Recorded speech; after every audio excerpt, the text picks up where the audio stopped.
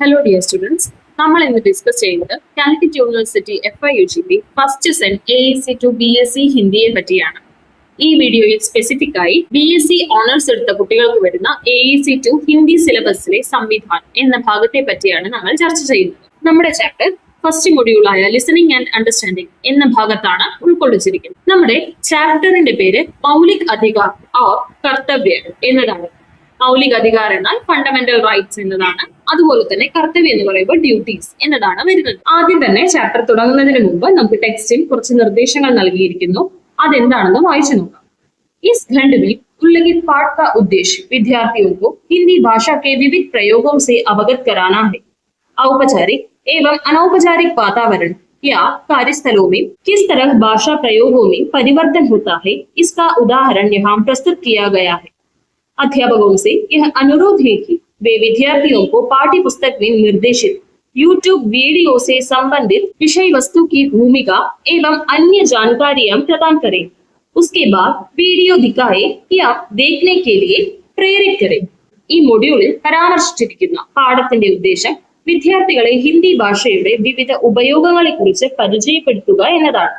ഔദ്യോഗികവും അനൌദ്യോഗികവുമായ അന്തരീക്ഷത്തിലോ ജോലി സ്ഥലങ്ങളിലോ എങ്ങനെയാണ് ഭാഷാ പ്രയോഗം മാറുന്നത് എന്നതിന്റെ ഉദാഹരണമാണ് ഇവിടെ നൽകിയിരിക്കുന്നത്. പാഠപുസ്തകത്തിൽ നിർദ്ദേശിച്ചിട്ടുള്ള യൂട്യൂബ് വീഡിയോയുമായി ബന്ധപ്പെട്ട വിഷയത്തിന്റെ പശ്ചാത്തലവും മറ്റ് വിവരങ്ങളും അധ്യാപകർ വിദ്യാർത്ഥികൾക്ക് നൽകണമെന്ന് പറയുന്നുണ്ട്.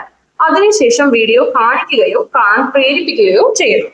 वीडियो देखने के बाद कक्षा में प्रस्तुत विषय पर चर्चा या वाद विवाद करने का मौका प्रदान करें. साथ ही विद्यार्थियों से शब्दकोश तैयार करने का निर्देश दें. इसमें विद्यार्थी उन सभी शब्दों को लिखना है जिससे वह परिचित है और नहीं भी. शब्दों के चयन के बाद उन शब्दों का हिंदी, अंग्रेजी और मातृभाषा में प्राप्त अर्थ और समानार्थी शब्दों को लिखने के लिए प्रेरित करें. അതായത് വീഡിയോ കണ്ടതിന് ശേഷം ക്ലാസ്സിൽ ചർച്ച ചെയ്യാനോ സംവാദം നടത്താനോ ഉള്ള അവസരം നൽകണം. കൂടാതെ വിദ്യാർത്ഥികളോട് ഒരു ശബ്ദകോശം തയ്യാറാക്കാൻ നിർദ്ദേശിക്കണം. തങ്ങൾക്ക് പരിചിതമായതും അല്ലാത്തതുമായ എല്ലാ വാക്കുകളും വിദ്യാർത്ഥികൾ ഇതിൽ എഴുതണം. വാക്കുകൾ തിരഞ്ഞെടുത്ത ശേഷം ആ വാക്കുകൾക്ക് ഹിന്ദി, ഇംഗ്ലീഷ്, മാതൃഭാഷ എന്നിവയിലുള്ള അർത്ഥങ്ങളും സമാന പദങ്ങളും എഴുതാൻ വിദ്യാർത്ഥികളെ പ്രോത്സാഹിപ്പിക്കുകയും കൂടി ചെയ്യാം. സംവിധാനം The making of the Constitution of India. Shyam Benegal द्वारा निर्देशित भारत के संविधान के निर्माण पर आधारित एक 10 भाग की टेलीविजन मिनी श्रृंखला है. इस शो का प्रीमियर 2 मार्च 2014 को राज्यसभा टीवी पर हुआ, जिसमें हर रविवार सुबह एक एपिसोड प्रसारित होने वाला था.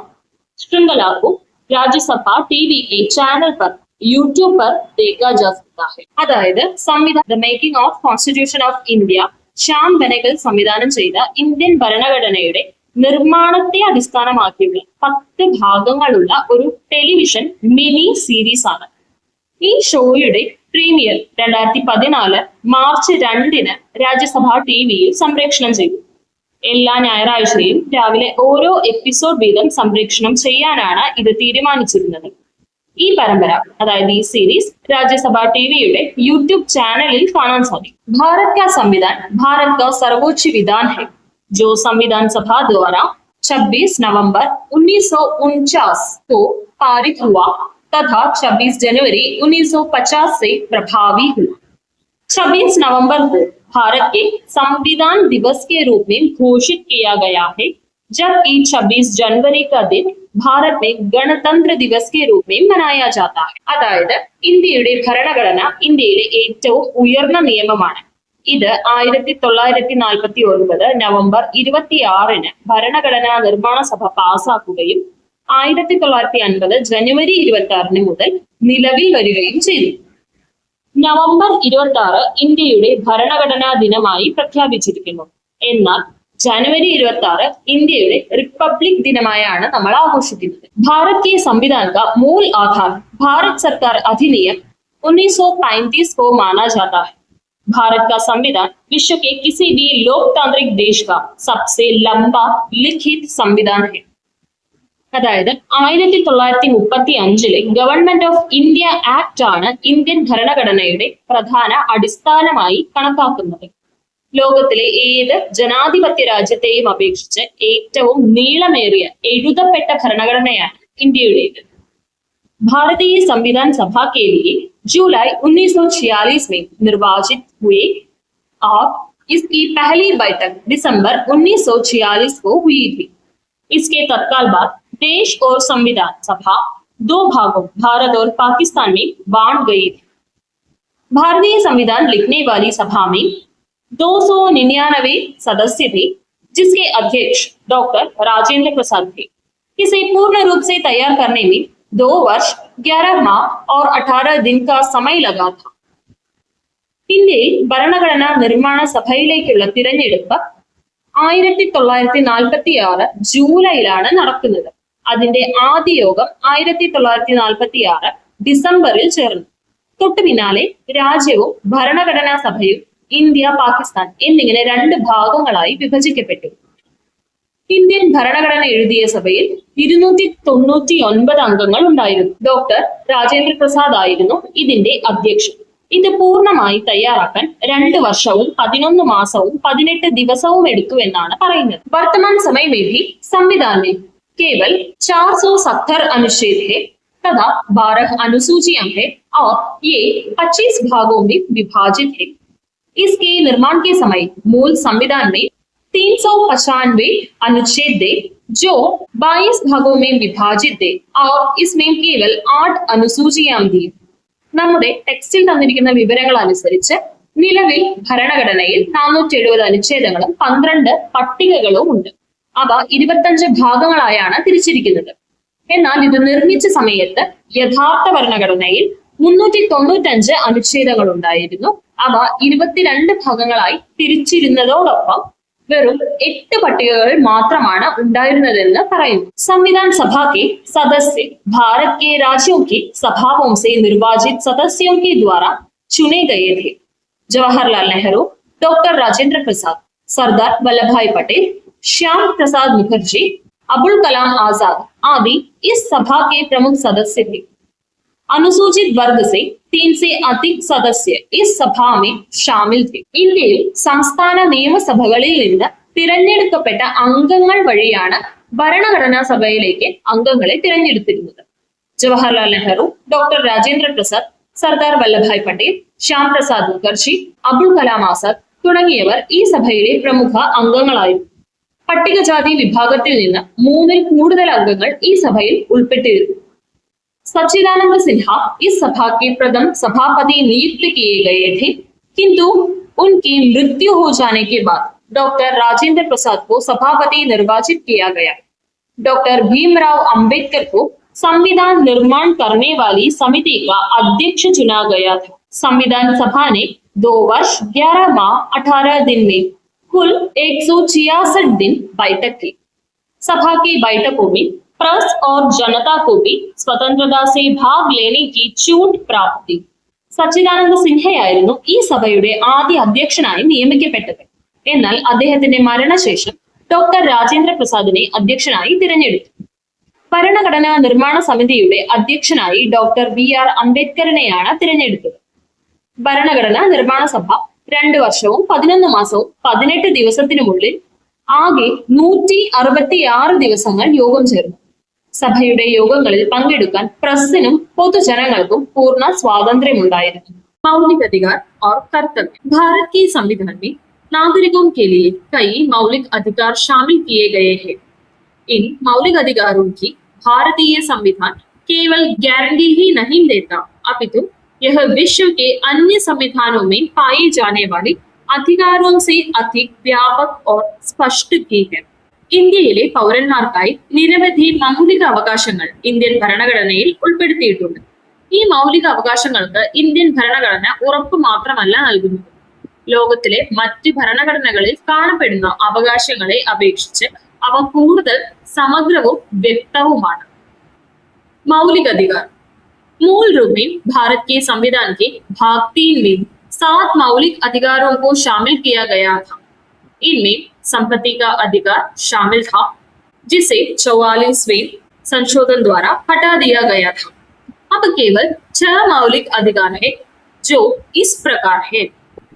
അതായത് യഥാർത്ഥത്തിൽ ഇന്ത്യൻ ഭരണഘടനയുടെ 3-ാം ഭാഗത്തിൽ 7 മൗലിക അവകാശങ്ങളായിരുന്നു ഉൾപ്പെട്ടിരുന്നത്. അതിൽ സ്വത്തവകാശവും ഉൾപ്പെട്ടിരുന്നു.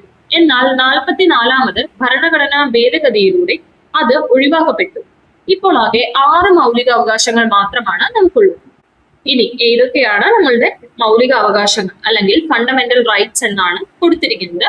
समानता का अधिकार, स्वतंत्रता का अधिकार, शोषण के विरुद्ध अधिकार, धार्मिक स्वतंत्रता का अधिकार, संस्कृति और शिक्षा का अधिकार, संवैधानिक उपचारों का अधिकार എന്നിങ്ങനെ 6 എണ്ണമാണ് നമുക്ക് മൗലിക അവകാശങ്ങൾ വരുന്നത്.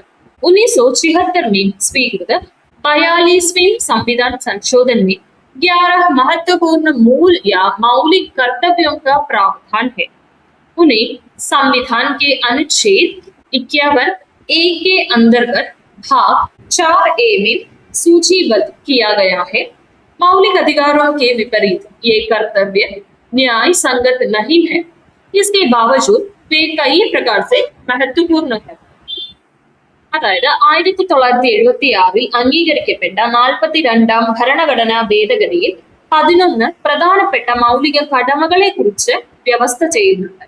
ഭരണഘടനയുടെ 51A അനുച്ഛേദ പ്രകാരം 4A എന്ന ഭാഗത്താണ് ഇവ ഉൾപ്പെട്ടിരിക്കുന്നത്. മൗലിക അവകാശങ്ങളിൽ നിന്ന് വ്യത്യസ്തമായി ഈ കടമകൾ കോടതി വഴി നടപ്പിലാക്കാൻ സാധിക്കുന്നവയല്ല. എങ്കിലും ഇവ പല വിധത്തിൽ വളരെ പ്രധാനപ്പെട്ടവയാണ്.